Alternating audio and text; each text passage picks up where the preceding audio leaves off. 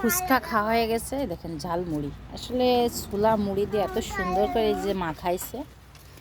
তা এই যে সবাই বাসার পোলাপান যত আছে এই যে কিনে কিনে নিয়ে খাচ্ছে। দেখেন খেতে কতটা লোভনীয় ও মজা। দেখি একবারে খাই একটু কিরকম মজা।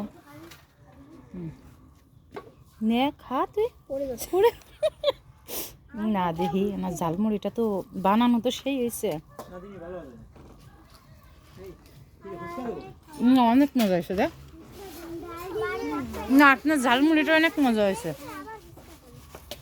যেরকম ঝাল হয়েছে সেরকম কালারও হয়েছে, আবার দেখো খেতেও অনেক মজা হয়েছে।